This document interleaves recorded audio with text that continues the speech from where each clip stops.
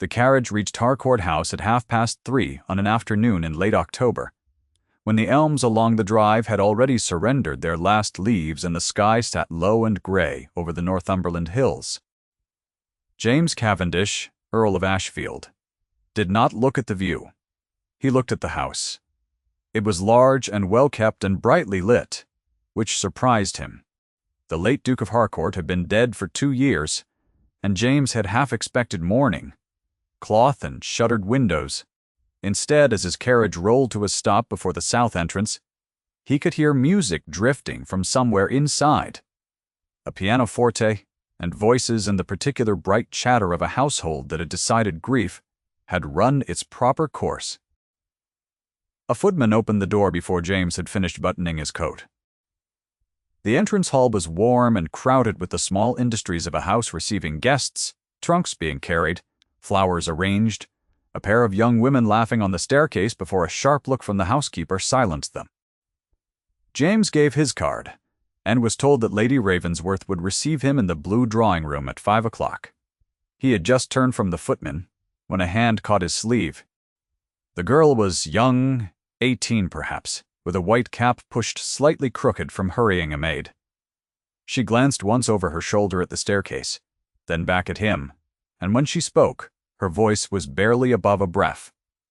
"My lord, if you are here for the estate business, there are things you ought to know." The widow in the north wing. She stopped. Her eyes moved to the corridor that stretched away to the left, unlit, its far end lost in shadow. The real Duchess lives in the north wing. Lady Ravensworth keeps the south rooms. A door slammed somewhere above them. The maid flinched. She released his sleeve and was gone before James could speak a word. He stood for a moment in the crowded hall looking at the corridor that ran north. It was the only part of the house without candles. The music from the south drawing-room continued without interruption, as though nothing had occurred. As though a young woman's frightened whisper had made no sound at all, James turned back to face the main staircase. He followed the footman to his rooms. He said nothing to anyone. He did not forget the corridor. James Cavendish had not come to Harcourt House expecting complications. He had come because Frederick, the late Duke, had been his closest friend at Oxford, and for 15 years afterward, and because Frederick's estate was in a tangle that the solicitors in London could not straighten without someone present who understood the house's history. The tangle was specific. The marriage settlement signed when Frederick wed his Duchess contained provisions that no one had bothered to examine until a creditor began asking questions. James, who was both a lawyer by training and a man who had once known Frederick well, was the person most suited to read the documents and report what they actually said. He had arrived expecting 2 or 3 days of quiet work with Mr. Rawdon Fellows, who was following by post-chaise and would reach the house the following afternoon. He had not arrived, expecting whatever the girl in the white cap had just suggested. At 5 o'clock, Sylvia Ravensworth received him in the blue drawing-room with the practiced ease of a woman who had been receiving people in that room for years. She was handsome and composed, dressed in deep gray silk that managed to suggest mourning without committing to it, and she offered her hand with precisely the degree of warmth that a hostess owes to an old friend of the family without owing him anything more. "Lord Ashfield," she said, "we are so glad you have come. Frederick spoke of you often. I am certain the estate matter will be easily resolved." She said it in the tone of a woman who intended to be certain of many things, and who had found until recently that the world was generally willing to agree. The meal that evening was well served and accompanied by pleasant conversation. Sylvia sat at the head of the table. She spoke of the county, of her plans for improvements to the south garden, of the recent assembly at the nearby market town. She spoke of her late husband Richard's devotion to Harcourt House, and of her own determination to maintain his memory in the manner it deserved. She was, James thought, very accomplished at the precise management of what a room noticed and what it did not. Frederick's wife was not mentioned once. James waited. He mentioned her once, gently, over the fish course. "I had hoped to pay my respects to the Duchess," he said. He watched Sylvia's expression flatten for the space of a breath before she recovered it. "Eleanor prefers her own company," Sylvia said. She has been very low since Frederick's death. It is kindest not to disturb her. She said it the way one speaks of a child with a fever, or a dog that has grown uncertain in its old age. Fondly? With the authority of someone who has decided what kind of thing another person is. James held his wineglass and said nothing. After the meal, a small party gathered in the drawing room, and Sylvia arranged the evening with the same practiced command she had brought to the table. She moved between guests with the ease of a woman who has spent years ensuring that whatever she wants a room to notice, the room notices. James made himself agreeable and attentive. He drank his port. He listened to Sir Harold Vane discourse on the state of the county roads. He watched Sylvia manage the conversation, the way a capable rider manages a horse that has developed an opinion about its direction, smoothly, continuously, without ever appearing to exert effort. He did not raise Frederick's wife again, Mantes. He stored the information he had gathered instead in the efficient way he stored most things. And he thought about a corridor without candles, and a maid with a white cap and the particular look of a floor where the carpets have been removed. The household accounts were stored in the East study, and James spent the better part of the following morning there, alone with the ledgers and the gray autumn light coming through the windows. Mr. Fellows had not yet arrived. The documents he needed were present. They were not, however, the documents he found himself studying. He was looking at the accounts themselves. They were meticulous, every column balanced to the penny. Every expenditure noted, with its purpose and its date. Every tenant payment recorded alongside a brief notation that told not just the amount, but the reason for any variance: a poor harvest in the North Field, a medical emergency in the Whitmore cottage, a shortfall absorbed by a temporary reduction in supply orders to allow a family time to recover. The handwriting was small and even and entirely feminine, precise without being cramped.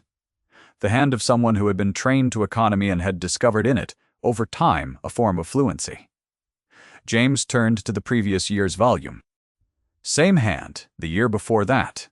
Same hand, slightly younger, a little less confident in its margins, but the same careful intelligence at work. He called for the housekeeper, Mrs. Trent, a stout and careful woman who had been at Harcourt House for 30 years. The accounts, James said, who has been keeping them. Mrs. Trent looked at the ledger in his hands. Then she looked at him with the particular expression of a woman deciding how much truth the situation would bear. Her Grace, she said, the Duchess Eleanor. She has kept them since she arrived at Harcourt House as a bride, my lord. Lady Ravensworth is not. Pause. Lady Ravensworth does not concern herself with such matters. James set the ledger down. Take me to her. The north wing was cold.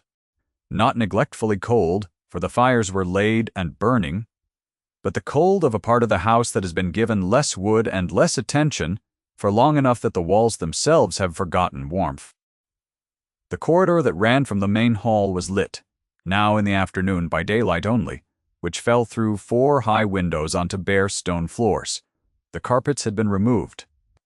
James noticed the seams in the boards where larger furniture had once stood, the pale squares where the wood was slightly less worn. Someone had carried things out of this corridor and had done it so gradually that no one in the south rooms needed to notice. Mrs. Trent knocked at the last door, on the left. "Come in," said a voice. Eleanor, Duchess of Harcourt, sat at a writing desk near the window, with an open letter in one hand and a pen in the other. She was 27 years old, and she looked younger, which was not softness, but something else. The particular quality of a woman who has had no audience for her expressions and has therefore stopped arranging them. Her hair was dark and simply dressed. Her gown was black wool, neatly kept but unremarkable. On the corner of the desk, small enough to be overlooked, sat a carved wooden sparrow. Its wings were folded, its posture patient, and it had the particular worn smoothness of something handled often. She looked up when James entered, and for a moment neither of them spoke. James had met her once, at the wedding, 8 years ago. She had been 19, and he had been paying more attention to Frederick than to the quiet young woman on Frederick's arm. He had the impression of dark eyes and reticence and a very straight back. He had that impression now, more concentrated. 8 years deeper, as though time had clarified rather than changed her. "Lord Ashfield," she said, and her voice was level. "I was not expecting a visit. I was not expecting to be directed here," James said. "I am glad to have been." He looked at the accounts ledger he had carried with him from the study. He set it on her desk between them, and she looked at it and back at him, and the expression on her face was a thing he could not immediately name. Not gratitude, not quite relief, something older than either. "I have questions," he said. "If you are willing," she folded the letter she had been reading and set it aside. "Sit down, my lord," she said. "I will answer what I can." He came back the following day, and the day after that. The ostensible reason was the accounts. There were 2 years of them, and Eleanor knew every entry. And James needed to understand the estate's actual position before he could address the creditor's questions. This was entirely true and entirely sufficient as a reason, and James made use of it without apology. The less stated reason, which he did not examine directly for several more days, was that the north wing had begun to feel more like the house than the south rooms where Sylvia held her gatherings. The accounts sessions were thorough. They were also, James acknowledged to himself, considerably longer than they needed to be. On the third morning of his residence he arrived early before 10 and found Eleanor's door slightly ajar. Through the gap he could see that she was not alone. A man stood inside the room, hat in hand, red-faced, from the walk-in from the fields. A tenant by his boots and his bearing. He was speaking of a barn roof that had failed in the last rain, and the cattle exposed to the wet, and the £300 that the repairs would cost, which he did not have, and his voice carried the particular flatness of a man who has rehearsed a request long enough to have lost faith in it. James stood in the corridor and listened. Eleanor listened without interrupting. When the man had finished, she asked 2 questions. First, the age of the barn. Second, whether the failure had been in the beams or the slating. The tenant answered. Eleanor looked briefly at a point in the middle distance, the private arithmetic of a practiced mind, and then she spoke. She said that the estate account held a reserve for structural repairs. She said the barn was recorded in the original estate inventory as a tied property, meaning the cost of the repair belonged to the estate rather than the tenant. She said she would write to the land agent that afternoon, and the letter would go by the evening post. She said that in the meantime, the cattle could be moved to the near pasture, which was currently unused, and that she would instruct the groundskeeper accordingly before noon. The tenant left with the face of a man who had arrived, expecting a closed door, and received instead a solution. He was halfway down the corridor before he seemed to fully believe what had happened, and then his step changed. James moved back from the doorway. He stood for a long moment in the corridor, in the cold, with the particular feeling of a man who has just seen a thing that rewrites what he thought he understood about a place. She was running the estate from a wing without carpets. She had been doing it for 2 years. The south rooms held the silver and the entertainments and the social confidence, and the north wing held the woman who actually kept the machinery in motion, and no one in the south rooms appeared to notice the arrangement at all. The door opened, and Eleanor came out and stopped when she found him there. Something moved quickly behind her eyes. A calculation. And then the careful composure was back in place. "You heard," she said. "Yes," James said. "It is not irregular. The estate reserves have always covered tied property repairs. Lady Ravensworth is simply not aware of it, because Lady Ravensworth does not attend to the accounts." "I know," James said. He was looking at her. "I meant only that I heard, and I am glad of it." The expression that crossed her face then was gone before he could read it. She turned and held the door open for him, and they went back to the desk and the ledgers, and neither of them mentioned it again. James was aware for the rest of that morning of exactly where she sat in relation to him, the specific warm presence of her shoulder 3 inches from his own over the open book, and he thought with the most honest part of himself that he had not been aware of such a thing in 3 years. That evening, Sylvia hosted a dinner for 6 county families. James was placed at her right hand, and the conversation was pleasant and well managed. Sylvia presided with the fluency of a woman born to the work. She was, James granted her, inwardly very good at it. She had organized the evening with care and carried it forward with skill. And the table moved from course to course, in the comfortable rhythm of people who expect to be comfortable. Midway through the second course, a gentleman across the table, Sir Harold Vane, a large man with a large opinion of himself, made a remark about the estate correspondence he had received that autumn. He said it had been particularly well managed for a house in its current circumstances. "How kind!" Sylvia said. "I do my best. Forgive me," James said, his voice easy and entirely conversational. "I believe the estate correspondence is handled from the north wing." A silence. Brief, but present. Sylvia smiled. "Lord Ashfield has been spending a good deal of time in the north wing," she said. "One understands. It is natural to be curious about the widow in the north wing. She is a curiosity, isn't she? In her way, Frederick's little shadow, keeping herself to herself. We do what we can for her. It is a matter of charity more than anything else." She said it pleasantly, with a kind of fond condescension that assumed no challenge would be offered. The table took its cue from her, and the conversation moved on. James held his wine-glass and said nothing. His face was still. His hand, beneath the table, pressed flat against his knee. If you have stayed this long, you have likely begun to understand what James was beginning to understand. Stay a little longer. What comes next is the part that matters. It was on the 5th evening of his residence that James went back to the north wing after dinner, alone, without the accounts as his excuse. He knocked. Eleanor answered. The room was warm from a fire she had built up, and she was sitting in the chair by the hearth, a book closed on her knee, when she saw that he had come without the ledgers. She went very still for a moment. Then she gestured toward the other chair. They talked about Frederick, at first. James offered his memories of the man, the good ones, the ones from Oxford and the years of friendship that followed, the particulars of a friendship between two men who were different enough to be interesting to each other. He described Frederick as he had actually been, not as a memory ought to behave. And Eleanor listened, with the expression of someone receiving a gift she had not known to want. She said, after a while, "He was kind to me. He did not know precisely how to be close to anyone. I think he meant to learn, and then there was not time." James said nothing. He understood that kind of not knowing. He had practiced it himself. "I was lonely," she said, and the word fell into the room with the simplicity of a true thing. She did not apologize for it or dress it in explanation.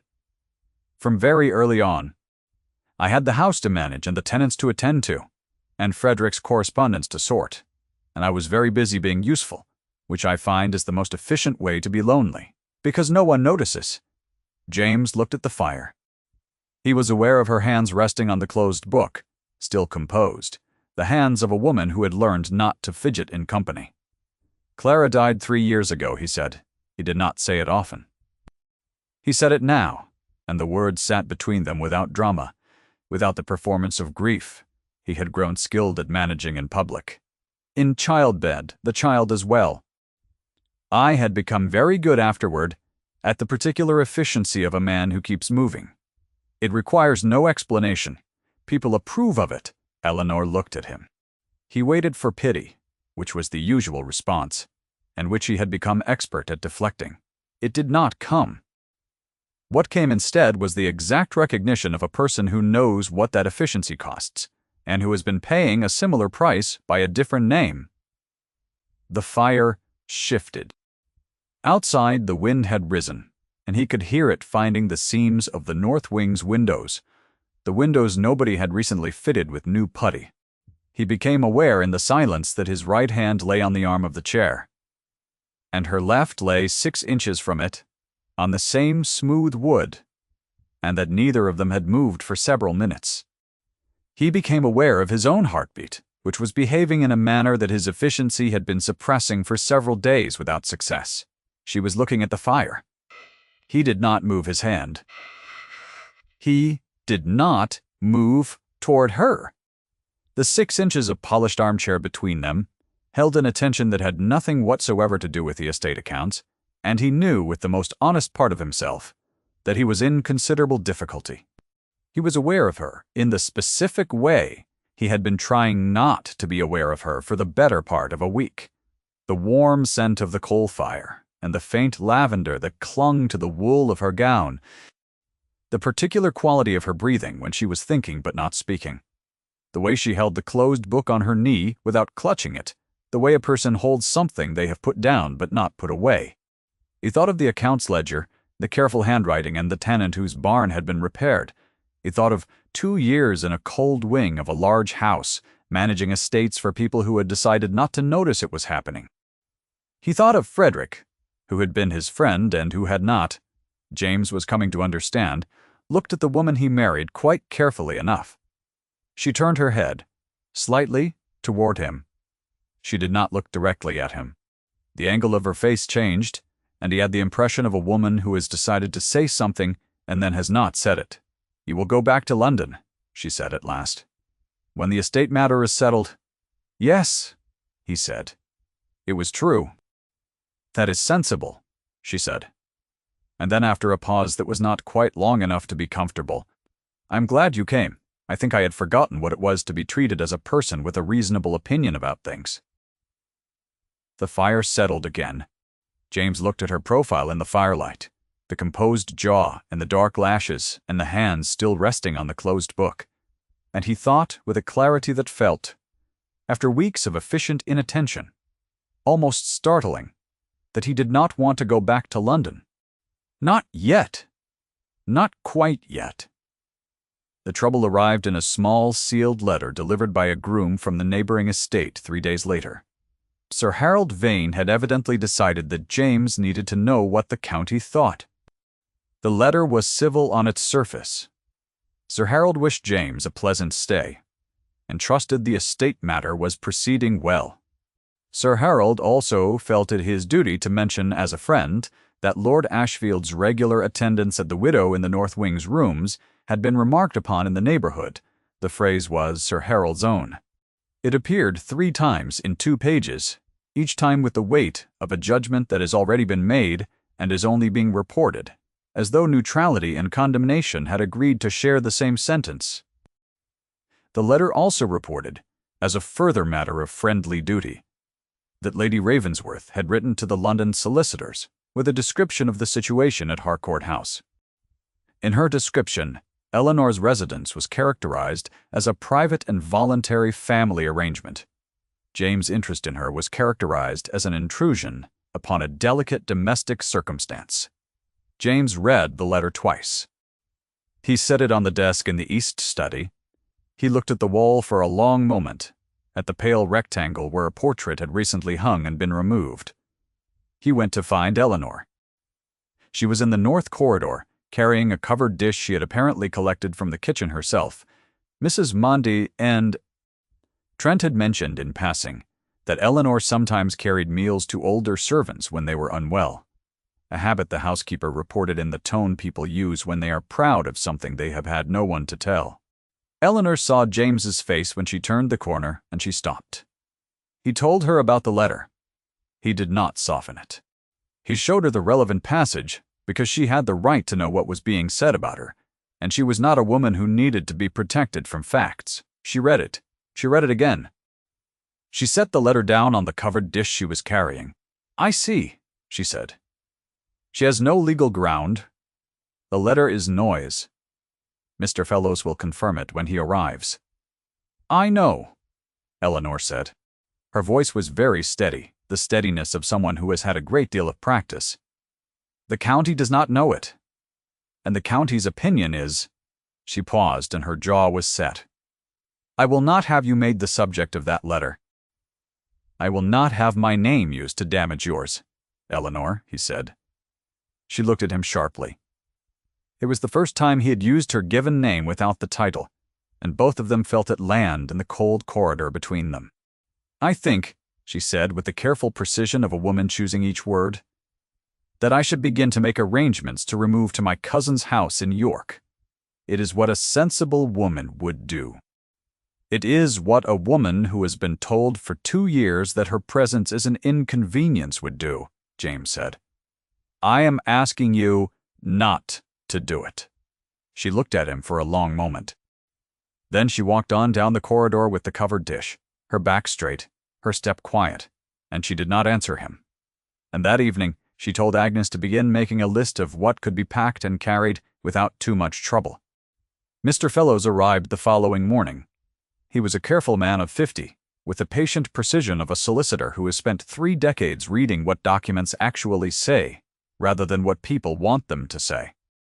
James met him in the East Study and put the marriage settlement in front of him within 10 minutes of his arrival. Fellows read the relevant passages. He read them again. He removed his spectacles, polished them, and replaced them. This is entirely clear, Fellows said. Yes, said James. Her Grace's right of residence and title are not conditional upon the succession. They are established in perpetuity from the date of the marriage. The late Duke's brother had no authority to displace her, and his widow has no standing derived from that displacement. No, said James. Fellows looked at him. Does Lady Ravensworth know you have this document? She will tonight, James said. Sylvia had arranged a dinner for 12 county families, which was precisely the kind of evening she managed best. The house was warm and bright, the table set with the Harcourt silver, the guest list a careful selection of the neighborhood's most influential households. It was the kind of dinner that reminded everyone present of the social order they had agreed to inhabit, and Sylvia moved through the preparations with the calm authority of a woman who had organized precisely this kind of reminder many times and found it generally effective.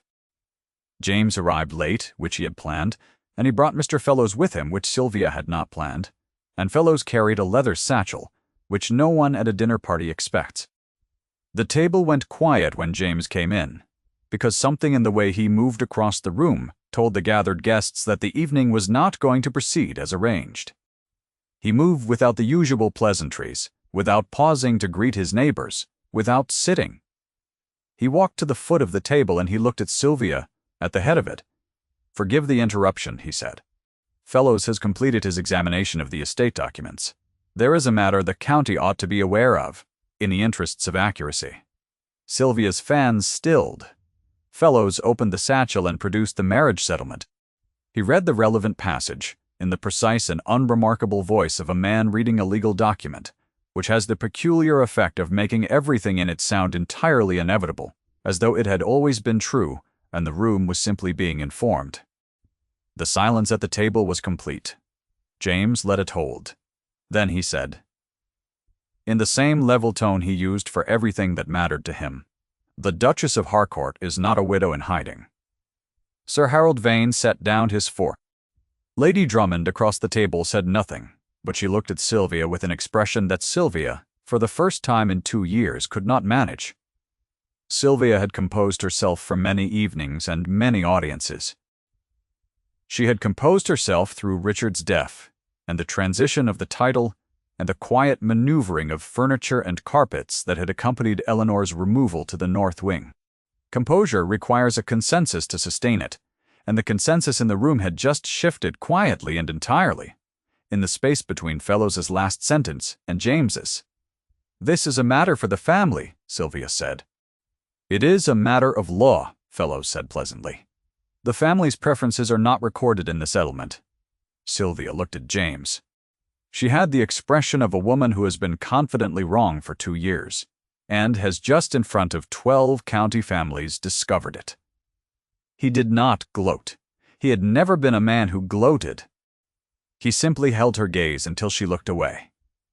Mr. Fellows will make the relevant arrangements, James said. Lady Ravensworth's own jointure property in Somerset is, I understand, fully comfortable. She will be assisted in every reasonable way. He looked at Sylvia for a moment longer. Then he turned and walked the length of the house. He turned into the north corridor which someone had thought to light for the first time in 2 years. The candles burning steadily in their brackets, all the way to the end. He knocked at Eleanor's door.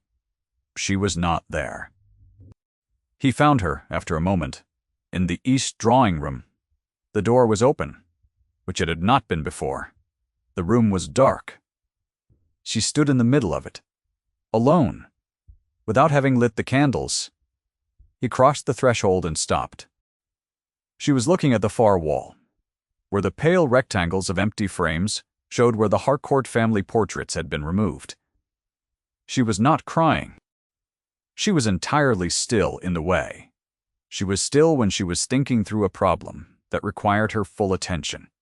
He moved to the window and looked out at the darkness of the north grounds, the bare elms against the sky, the first thin suggestion of frost on the grass below. He was aware of her behind him, the specific quiet of her presence in the dark room, and he thought about Clara, and about 3 years of efficient movement, and about what it cost to be useful to everyone except oneself. "Lord Ashfield," she said at last. "James," he said. It was the first time he had offered it without occasion. He heard her breathe. "I did not think you would come to the north wing," she said. "When you first arrived, I assumed you would take Sylvia's account of things and conduct your business in the south rooms and leave. Most people do. I have never been easy to manage," he said. "No," she said, and there was something in her voice that was, in the dark of the empty room, very close to warmth. I had noticed that. He turned from the window. She was still in the middle of the room, and he could see her face by the thin light coming through the glass, the dark eyes and the straight back and the composed hands. He walked toward her and stopped at a distance that was not quite close enough and not quite far enough, and the room was very quiet around them. She was looking at him with the expression she wore when she was thinking through something she had not yet decided. He had come to recognize it over these weeks.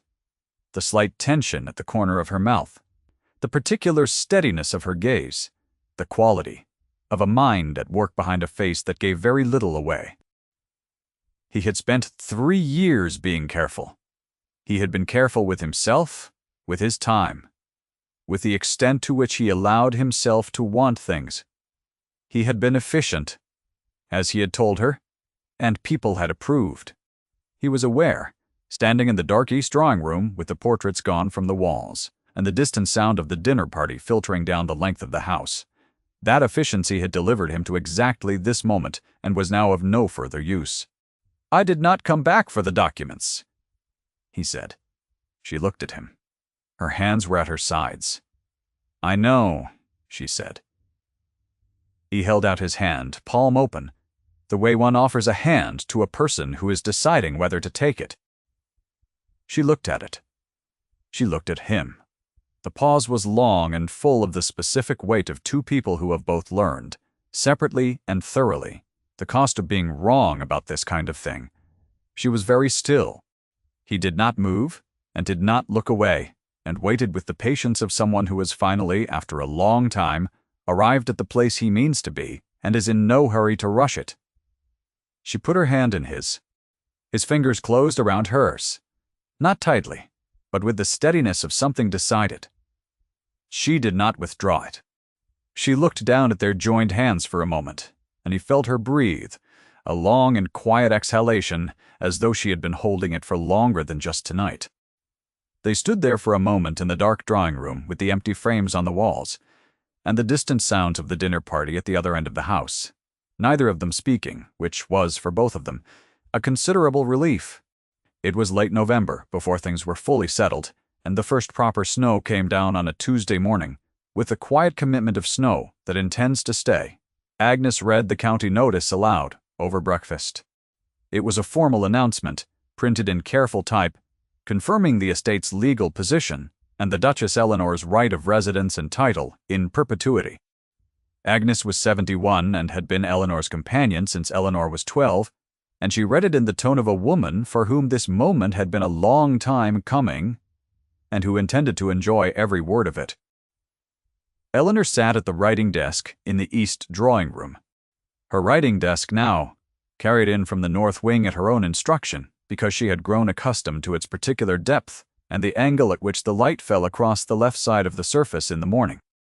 The room was warm with the good Northumberland coal that produced heat rather than just light, and it had been burning since 7, and the portraits were back on the wall, and the carpets had been relaid, and the room had the particular warmth of a space that has been cold for long enough to remember it. On the mantelpiece above the fire sat the carved wooden sparrow. She had moved it herself, the morning after the dinner. She had carried it from the north wing desk through the length of the house, and set it on the white marble of the east drawing-room mantel, where the morning light found it, and where it was visible from the chair she now used most often. She had stood looking at it for a moment, the small worn thing that had sat through 2 years of cold and diminishment without complaint, and then she had gone back for the rest of her things. James arrived before 11, which had become his custom since the settlement was confirmed. He knocked and was told to come in, and entered without the air of a man conducting business, which was accurate because he was not. He sat across from Eleanor, and they talked about the north field, which the tenants' repairs had restored in time for winter, and which was expected to come through the season well. They talked about a letter from Eleanor's cousin in York, who had seen the county notice, and written with a warmth that was, Eleanor said, entirely disproportionate, but very dear. She said she always knew, Eleanor said, which is the kind of thing people say when they wish they had acted sooner. I am familiar with the sentiment, James said. She looked at him. He was watching her with the particular quality of attention. He gave things he had not yet said aloud, and she had grown over these weeks to recognize the expression. It meant he was arranging words. You are going to say something, she said. I am trying to find the right arrangement, he said. I keep arriving at the wrong number. Too many or too few? Too few, she said. He had not told her which. She had known. I keep arriving at 4 words, he said, which seems insufficient.